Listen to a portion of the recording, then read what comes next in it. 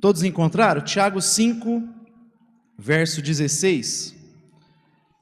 Diz assim: confessai os vossos pecados uns aos outros, e orai uns pelos outros, para serdes curados. A oração de um justo é poderosa e eficaz.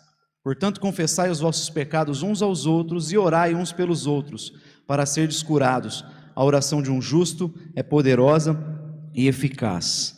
Te damos graças, Pai, nessa manhã pela Tua palavra, e pedimos que nesses breves minutos que vamos refletir nela, Teu Espírito possa ter acesso aos nossos corações, falar de maneira poderosa com cada um de nós, para que sejamos dia após dia mais parecidos com o Teu Filho, mais parecidos com o propósito que o Senhor tem de fato para o homem, para cada um de nós. É o que nós te pedimos em nome do Teu Filho Jesus. Amém. Amém. 3 pastores, num retiro das suas igrejas, aproveitaram aquele tempo para conversar entre eles, abrir o coração, e aí pegaram um barquinho, foram para o meio do lago, distante da igreja, distante de todo mundo, para poder conversar um com o outro.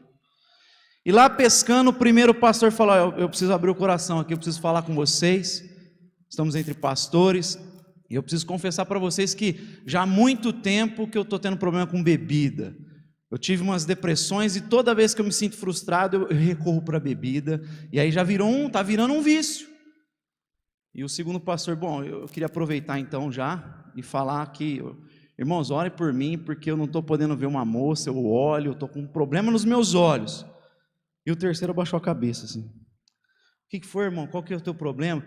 Irmãos, eu sou fofoqueiro pra caramba, eu estou com a vontade de sair daqui e contar o podre de vocês para todo mundo.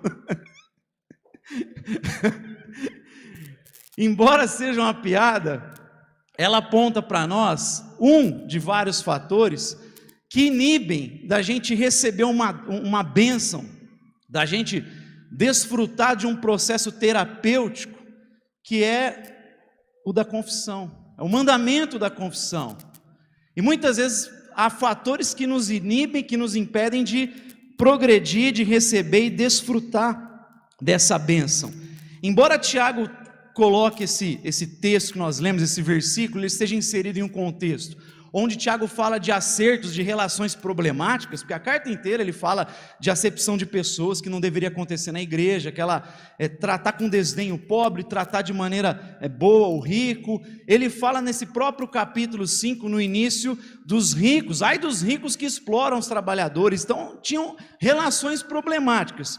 Ele fala um pouco antes de não se queixar uns dos outros. Então vem inserido nesse processo de acerto, de restauração, inclusive é o que vai gerar cura, porque aqui está falando da oração que vai trazer cura, essa confissão vai gerar cura. Mas a gente pode falar inclusive desse versículo nessa perspectiva da confissão de pecados e naquilo que eu vou chamar aqui hoje de dádiva da confissão. Queria ser bem breve nessa manhã, mas primeiro a gente lembrar de algumas coisas que trazem benefícios sobre essa dádiva. O que essa dádiva gera de benefício para a nossa vida? Então, primeiro eu gostaria de apontar algumas verdades sobre isso. A primeira delas é que a confissão nos impede de subestimar o pecado. Trazer à luz lutas, dificuldades, nos ajudam a não tratar o pecado de qualquer maneira. Muitas vezes a gente, quando só vai vivendo, e evidentemente eu preciso ressaltar isso, você pode resolver sempre diante de Deus, confessar diante de Deus, muitos podem resolver dessa forma, mas nem todos conseguem muitas vezes, de fato se desvencilhar-se de algumas lutas e dificuldades, porque por mais que vez por outra falam diante de Deus, não tratam de maneira séria, vão subestimando, vão jogando para debaixo do tapete, sabe aquela coisa? Vai jogando para debaixo do tapete, vai tratando de qualquer maneira.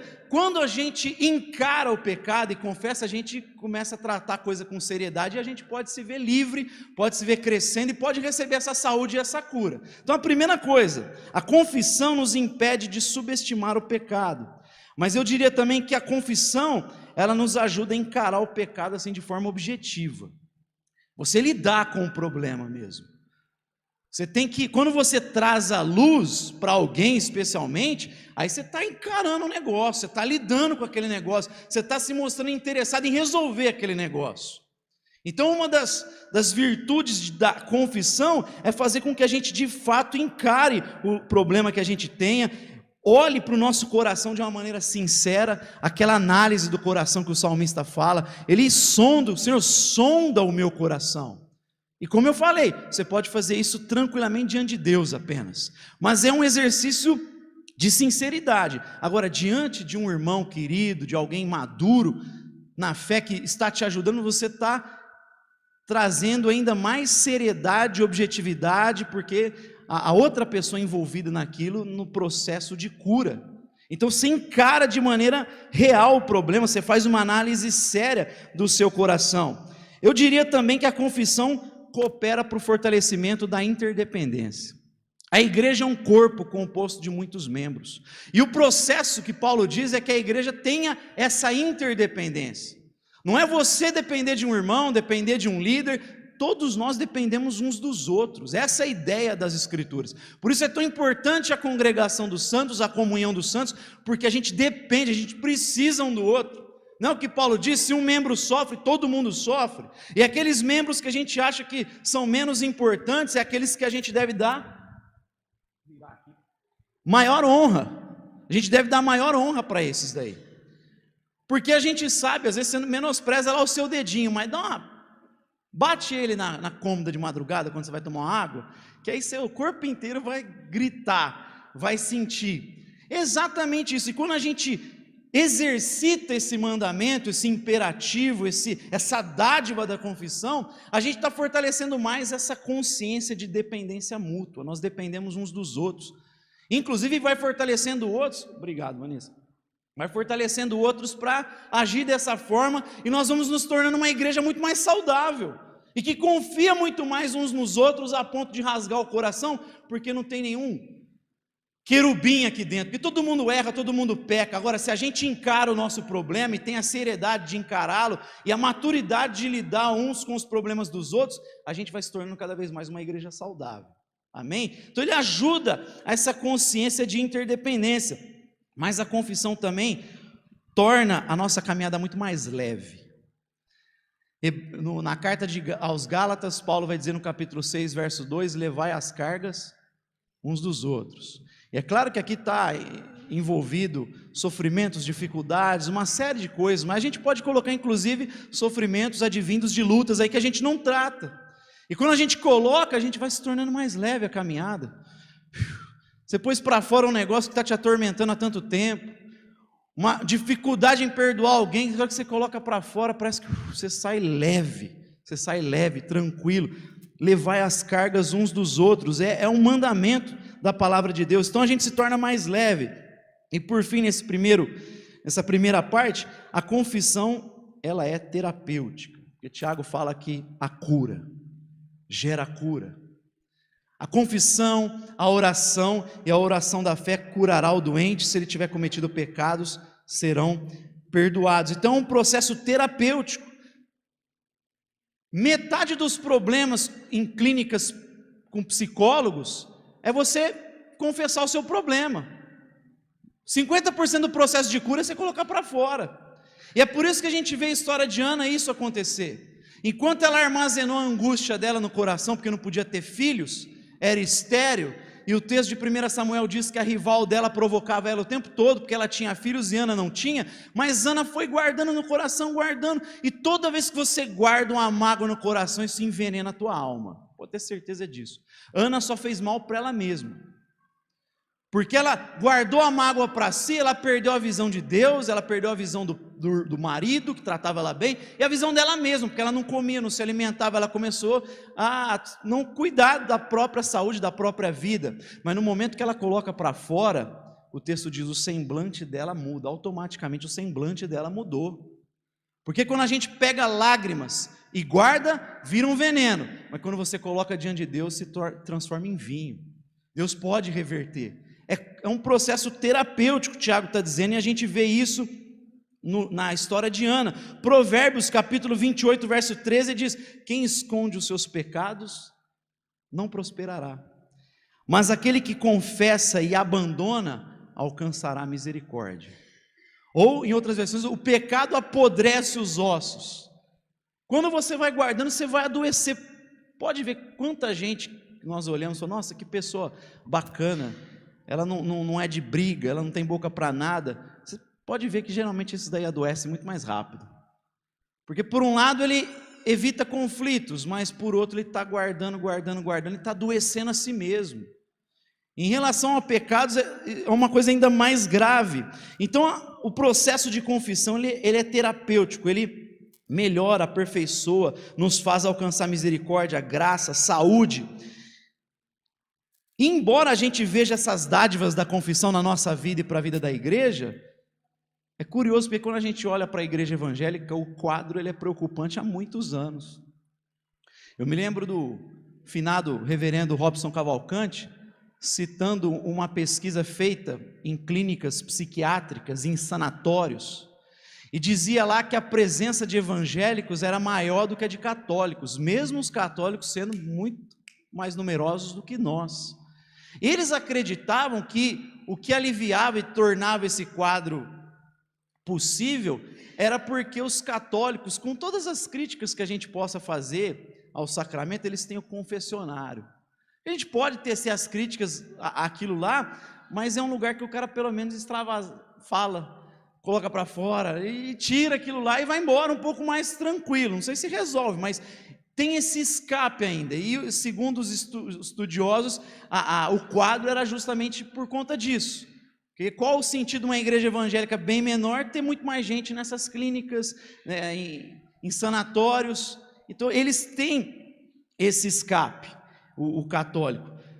E eu creio, isso que eu gostaria de enfatizar, que existem aí alguns fatores que inibem a gente de desfrutar dessa dádiva, da bênção divina da dádiva da confissão. Eu queria citar alguns fatores internos num primeiro momento, que tem lutas que nós mesmos criamos, dificuldades, barreiras que nós criamos, e também existem fatores externos. Primeiro, os fatores internos.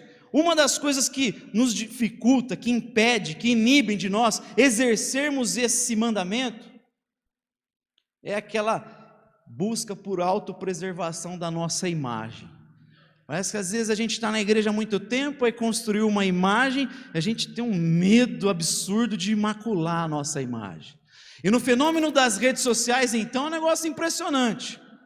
Eu me lembro de uma história de uma irmã de uma igreja que ela estava abatida, e ela ia no Facebook, todas as amigas dela, uma felicidade, uma alegria, ela falou, nossa, só eu que estou nessa deprê. Aí ela foi no Facebook dela, ela viu que a vida dela era alegre também lá no Facebook. Bacana pra caramba, no Instagram. Que a gente vive num contexto onde a gente é bombardeado com essa ideia de cuidar da nossa imagem, né? A gente está preocupado com a nossa reputação, ao invés de se preocupar com o caráter. Porque reputação, irmãos, Jesus era conhecido como Beelzebu. Esse cara expulsa demônio pelo dedo de Beelzebu. Jesus era chamado de Beelzebu. E de um monte de outra coisa lá, né? Comilão, beberrão, esse cara não quer nada com nada, amigo de pecadores. Reputação dele não era legal. A gente não tem que se preocupar com reputação, tem que se preocupar com caráter. Tem um pensador que diz, reputação é o que as pessoas vão ficar falando lá no velório, mas caráter é o que os anjos falam de você diante de Deus. A gente tem que se preocupar com isso. Então, às vezes, na busca de preservar a nossa imagem que a gente criou, e aí o pessoal te respeita, você fica, não vou falar, porque vai que eu falo isso aqui, como vão pensar, o que vão falar de mim? Já vai cair a minha imagem de espiritual que eu fiz, de querubim, de arcanjo. Nós mesmos criamos essa coisa, porque a gente às vezes fica preocupado com a preservação da nossa imagem. Outra coisa que está tudo ligado é o medo. O medo do que os outros vão pensar, o medo como eles vão tratar você. Mas e se eu falar e começarem a me tratar de uma maneira diferente? E se não quiserem mais ter proximidade comigo, não quiserem ser mais meu amigo? E se descobrir esse podre, eu estou lascado. Medo. Outra coisa, decepção com experiências passadas, com pessoas. E aqui eu vou confessar que eu tenho muita dificuldade no sentido de confiar. Parece que eu estava falando com a minha esposa, inclusive, e foi a partir dessa conversa que me deu vontade, assim, me trouxe luz de falar sobre esse tema, porque às vezes a gente coloca um limite. Porque teve tantas frustrações, eu creio que se você está na igreja há muito tempo, você deve ter tido um monte de frustração, com pessoas que você depositou sua confiança, com pessoas que você colocou dentro da sua casa, e às vezes pisaram na bola, viraram as costas, né? E aqui eu não estou falando só dentro desse exercício da confissão, mas da própria amizade, você ter abertura, o cara abrir tua geladeira, essa coisa, a gente tinha e se frustrou com muita gente assim, e aí às vezes fica tentando pôr limite, daqui não passa não, tá bom, chega aqui, porque tem medo de se frustrar.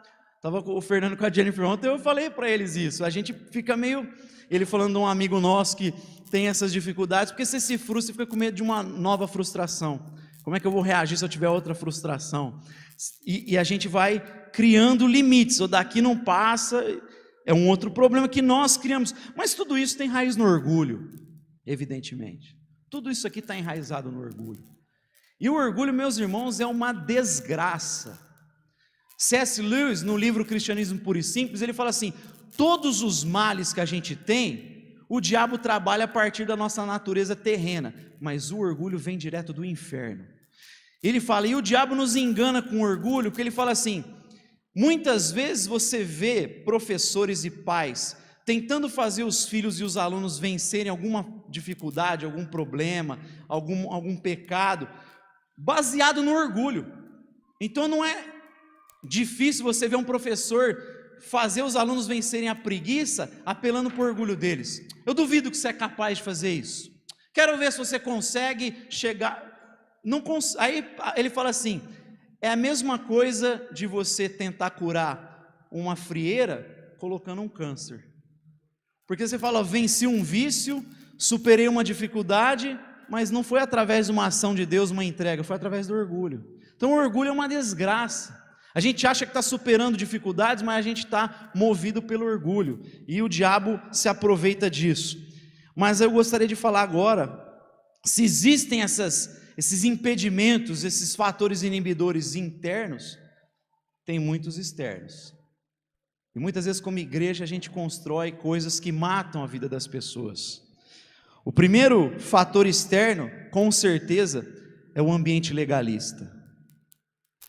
O ambiente legalista, ele é aquele ambiente em que as pessoas só possuem verdade na relação. Não há misericórdia alguma, só há compromisso com aquilo que é verdadeiro, com aquilo que é correto. Os fariseus, eles falavam muitas vezes verdades, eles confrontavam os pecadores com a verdade, mas aí que está o problema, não havia misericórdia alguma. Em Jesus, João vai dizer, verdade e graça estavam sobre ele. Jesus, ele sempre falou a verdade, mas havia doçura e graça, havia interesse que o outro fosse trazido para a verdade, e havia paciência para que o outro assimilasse a verdade, porque muitas vezes a gente está falando a verdade, mas está achando que o outro está no nosso ritmo. Às vezes você é cristão há muitos anos, e está querendo tratar o teu filho, adolescente, criança, como se ele tivesse a tua cabeça. Você acha que ele é uma máquina, que você falou, não faça isso, você programou no cérebro dele, ele não vai fazer. Não, ele vai fazer de novo. Por isso que Deuteronômio 6 fala, inculca na cabeça dele. O que é? Repete, fala. Uma hora a ficha cai. E uma hora a ficha cai sem você, vai usar outra pessoa, Deus, para fazer a ficha dele cair. Você já falou tanto, mas Deus vai usar outro para falar com ele. Mas uma hora cai a ficha. As pessoas não são máquinas, a gente precisa ter paciência para caminhar, é verdade e graça, mas o fariseu é só verdade. Parece que o cara quer matar em nome da verdade, matar em nome de Deus. Irmão, isso é pecado. Ele não tem tolerância, não tem paciência, não tem um espaço para o cara se aproximar. Eu já disse isso várias vezes, que em Jesus a gente vê um leproso se aproximando, quebrando todas as regras da sociedade, porque ele não podia se aproximar de alguém saudável, mas ele vê em Jesus confiança para se aproximar, e quando ele chega assim, se quiseres podes me purificar. Por que ele se aproxima? Porque ele viu isso em Jesus. Depois de ouvir aquele sermão do monte, Jesus desce, e a primeira coisa que esse leproso faz é se aproximar dele. Em Jesus a gente vê uma pecadora chorando nos pés dele, e os fariseus, se esse cara fosse de Deus, ele saberia que é uma pecadora. Por que uma pecadora chega? Por que um leproso chega? Porque percebem essa confiança, essa abertura. Se uma igreja não dá essa abertura para os pecadores chegar, meu irmão, a gente precisa rever a igreja, Porque se os pecadores não podem se aproximar para serem curados, vamos rever a igreja, porque todo mundo aqui é pecador e precisa desesperadamente da graça de Deus. O ambiente legalista, ele ainda muitas vezes é constituído daquela espiritualidade bombástica. Vamos tentar trazer o irmão, vamos orar para que o irmão alcance o nosso fervor espiritual. A espiritualidade bombástica é aquela que o cara vem no púlpito, irmãos, eu fiz isso, tive essa experiência. É engraçado que eu nunca vi Jesus fazer isso. Chegar numa cidade e falar assim: vocês ouviram dizer o que eu fiz lá na Galileia? Eu curei tantos. Todo mundo, para mim, que arrota a santidade, eu falo: ih, tem coisa errada atrás. E nunca errei. Todo mundo que arrota espiritualidade, santidade demais, eu falo: tem coisa errada. Se mexer, vai ter coisa errada aí no meio. O Regivan está rindo, porque na caminhada sabe dessas coisas. Tem gente que parece que esquece quem é, esquece da graça. Essa postura só atrapalha, inibe a gente se aproximar e de fato ter cura, rasgar o coração. Outro problema, falta de cumplicidade, condescendência, que é a tal da cultura da fofoca, que tem a ver com a piada, né? Esse é um fator. Por que você não confessa? Porque o irmão faz corrente de oração com o pecado que você falou. Então você procura o irmão lá sós e fala: irmão, estou com uma luta séria, queria que você me ajudasse, orasse por mim. Aí o irmão fala assim: o irmão, sabe o outro lá? Então vamos orar por ele que toca. Aí o outro: não, vamos falar. Aí daqui a pouco o cara chega na igreja, uma corrente de oração pela vida do irmão. Todo mundo sabe do B.O. dele. Não é o cara nunca mais se abre, nunca mais ele procura alguém. Você está louco, mano. Eu estou tentando tratar o negócio. A do Fernando é piada, é zoeira. A da zoeira tem que falar mesmo, aquela história tem que popularizar. Mas esse cuidado, a cultura da fofoca inibe. E tudo isso, meus irmãos, essa cultura, essa espiritualidade bombástica, esse ambiente farisaico, eu vejo que ele se resume muito numa história que eu li certa feita do Philip Yancey, no livro Maravilhosa Graça. Ele disse que um amigo dele trabalhava com pessoas de rua, prostitutas, gente em situação de dependência química. E aí ele falou que o amigo dele, conversando com uma prostituta, que chorava copiosamente, porque ela falou que estava passando fome, e ela não conseguia clientes, e ela começou a vender a própria filha para a prostituição. E aí o cara ficou tão desconcertado, não sabia o que fazia, denuncia, tenta ajudar, o que eu faço? A mulher... Aí ele falou que a única coisa que veio na cabeça foi falar assim para ela: você já pensou em procurar uma igreja? Isso nos Estados Unidos. E aí a prostituta falou para ele: igreja? Eu já me sinto péssima, por que eu vou querer me sentir pior ainda? Porque provavelmente essa mulher passou em algum contexto de igreja e que foi machucada, foi arrebentada, a vida dela foi dilacerada, e ela: eu não quero esse ambiente que os outros se acham melhor do que eu, e que ao invés de me ajudar vão me julgar, eu não quero esse ambiente. E como é sério essas coisas, meus irmãos, tem muita gente que se machuca com igreja, e hoje, por mais que o fenômeno dos desigrejados não seja justificável, porque o chamado é para comunhão, mas tem muita gente que foi machucada demais, e que não quer saber porque não aguenta mais. Às vezes passou numa igreja, passou em outra e teve muita frustração. Só colocando aqui, não é a justificativa para não congregar. Lembra sempre daquela frase do Bonhoeffer, né? Quem procura a igreja ideal, além de não alcançar, destrói a real. Nunca vai achar a igreja ideal aqui. E quando você fica tentando buscar ela, você vai sempre estragar a real. Então não é justificativa, mas eu não posso tirar o lado de como essas pessoas foram machucadas. Pessoas que às vezes tiveram o casamento arrebentado porque tentaram tratar com um pastor imaturo, ou trataram com alguém que não deu a devida importância, e ao invés de ajudar, arrebentaram com a vida, com o casamento, com a família. Então tem muita gente machucada mesmo, que foi vulnerabilizada. Isso é muito sério. Então nem sempre nós construímos, mas tem esses fatores que às vezes a comunidade coopera e impede as pessoas de desfrutarem dessa bênção. E ainda há um outro fator que eu gostaria de destacar, que é quando a igreja tenta ser parecida com a sociedade, quando ela quer comprar o discurso da sociedade pós-moderna. E aí eu queria que você pegasse esse texto aí que eu entreguei, é um pouquinho longo, então acompanhe comigo, um texto escrito pelo James K. Smith, no livro Você é Aquilo que Ama. Ele diz assim: na década de 1980, o evangelicalismo americano experimentou uma inovação quase revolucionária, algo que mais tarde se tornou conhecido como a mega igreja. O que definia esse novo dialeto do cristianismo evangélico não era realmente o tamanho, mas a estratégia. A filosofia do ministério do evangelismo por trás do movimento de megas igrejas era muitas vezes descrita como voltada para os interessados. As reuniões de domingo focavam menos em edificar aqueles que já eram cristãos e centravam-se mais em ser receptivo aos interessados, pessoas que ainda não eram cristãs, mas que tinham curiosidade suficiente para aceitar comparecer a um evento, que fosse acessível, acolhedor, captasse a atenção e fosse informativo. Entretanto, para que a igreja fosse esse tipo de lugar, ela teria de parecer menos, digamos, como uma igreja. Para estar voltada aos interessados, devia se parecer com um shopping, um concerto e um Starbucks, tudo ao mesmo tempo, porque esses são lugares que as pessoas gostam, onde se sentem confortáveis. Isso não apenas mudaria a arquitetura e a decoração das congregações evangélicas norte-americanas, mas também alteraria significativamente nossa maneira de adorar. As liturgias tradicionais eram vistas como ultrapassadas, empoeiradas e, pior de tudo, enfadonhas. Os demais aspectos da adoração cristã histórica, como a ceia do Senhor, eram considerados simplesmente estranhos na perspectiva dos interessados. Em vez disso, uma congregação voltada aos interessados precisaria remover a ênfase de certos aspectos da proclamação e do culto cristão, a fim de expor aqueles aspectos do evangelho que parecessem mais positivos. Menos ira, mais felicidade, menos julgamento, mais encorajamento, menos confissão, mais perdão, bem coach.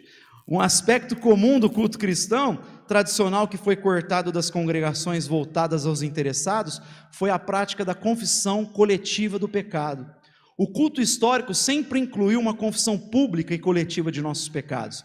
Semana sim, semana não, todos reunidos perante um Deus santo, o povo de Deus confessava seus fracassos e erros, seus pecados por comissão e omissão, pedindo perdão pelas coisas que fizemos e pelas coisas que deixamos de fazer. E essa confissão regular de nossos pecados era sempre respondida com absolvição e com certeza do perdão, o anúncio das boas novas de que em Cristo somos perdoados. Essa confissão regular, impetuosa e desconfortável de pecados, não parecia algo que os interessados apreciariam. Isso levanta questões complicadas e nos coloca face a face com verdades preocupantes sobre nós mesmos. Parece ser exatamente o oposto de estar voltado àqueles interessados. Mas e se essa oportunidade de confessar for precisamente aquilo pelo que ansiamos? E se um convite à confissão de nossos pecados for na verdade a resposta para a nossa busca? E se quisermos confessar nossos pecados e formos incapazes de perceber isso, até que tenhamos uma oportunidade? Em outras palavras, e se a confissão for inconscientemente o desejo de todo o coração partido? Nesse caso, um convite à reflexão seria a coisa mais voltada aos interessados que poderíamos fazer. Um presente para as almas que buscam. Por incrível que pareça, a televisão contemporânea parece compreender essa verdade. Aí ele vai citar um exemplo, eu coloquei um exemplo, que ele vai falar de uma série americana. Pula um pouquinho comigo quando ele vai falar do personagem. A hora que ele fala, não precisamos nos deter aqui nos detalhes do arco narrativo. Apenas destaca um episódio no qual Rust é visto como o interrogador principal do departamento. Ele é capaz de extrair confissões de quase qualquer pessoa. Seu método que ele explica quando indagado se baseia em uma filosofia sobre a natureza humana. Olhe, todo mundo sabe que há algo errado consigo mesmo. Eles só não sabem o que é. Todo mundo deseja se confessar e todo mundo quer alguma narrativa catártica para isso, especialmente o culpado, e todo mundo é culpado. Eis aqui uma verdade que o movimento voltado aos interessados não podia ter imaginado. As pessoas querem confessar. Esse desejo de confessar parece ser contraintuitivo. Obviamente, o movimento voltado aos interessados supunha que isso era a última coisa que os não cristãos desejariam fazer. Por que razão os pecadores desejariam ser confrontados com seus pecados? Mas eu me pergunto, se esses artefatos da cultura popular realmente sugerem que o oposto, pé, é verdadeiro, no fundo todos já sabemos a verdade sobre os nossos erros e ruína. Se esse é o caso, rituais que nos convidam a confessar nossos pecados são na verdade favores. Os ritos de confissão possuem seu próprio poder evangelístico. A igreja, tentando ser relevante muitas vezes, ela se esquece de ler o ser humano como a Bíblia fala. O ser humano é caído, pecador, todo mundo tem culpa na alma. E ele está falando, quando fizeram isso, transformando a igreja em Starbucks, em shopping, em palavra motivacional, eles arrancaram uma coisa que é fundamental para o pecador, um lugar que ele possa se confessar. As liturgias antigas tinham esse momento de confissão geral, como uma oração que a gente fazia lendo e falava aquilo domingo sim, domingo não, mas talvez era o lugar que o pecador falava, é isso. Finalmente eu encontrei um lugar onde eu posso ter resposta, eu preciso colocar para fora essa culpa, essa angústia, e o cara poderia voltar restaurado para casa. E a igreja vai lá e tira isso, para ser um lugar menos confrontador. Então, quando eu falo de confissão e de ter um lugar que as pessoas se acheguem, não é que a gente não tenha que ter o lado do confronto do pecado, é só o lado que o cara possa ser curado, confrontado, mas com paciência e, evidentemente, ser curado. E eu espero, meus irmãos, no nome de Jesus, que a nossa igreja possa construir isso dia após dia, para que a gente tenha a cura. Se tem uma coisa que destrói a igreja, mais do que o diabo, é a gente. A gente destrói muito mais a igreja do que o diabo. Lê a carta dos Romanos, Paulo menciona o diabo uma vez, o resto é luta contra a tua natureza terrena, é sempre a gente. Sabe quando ele cita Satanás? Ele fala assim, o Deus de paz esmagará Satanás com seu poder sobre os nossos pés. Romanos 16, 19. A única vez que ele menciona Satanás é, o Deus de paz esmagará Satanás. O maior inimigo das nossas vidas e da igreja é o cidadão e a cidadã que você vê no espelho todo dia. Esse aí é o nosso maior inimigo. E que Deus nos ajude a construir esse lugar, uma comunidade de cura, uma comunidade terapêutica, amém?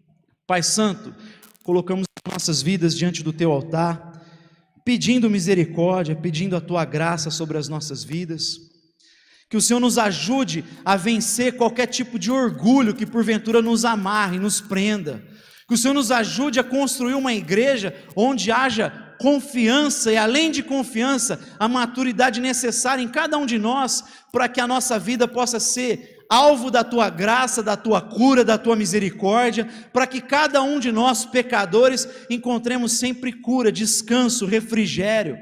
Nós sabemos daquilo que é certo, nós sabemos daquilo que a Tua palavra nos ordena, mas muitas vezes nós pisamos na bola, e nós queremos que esse lugar seja como acolhedor, como um colo de uma mãe, como o colo de muitos dos nossos pais, de nossas mães, um lugar que a gente possa chorar, confessar, ser confrontado, mas acima de tudo ser acolhido, Pai.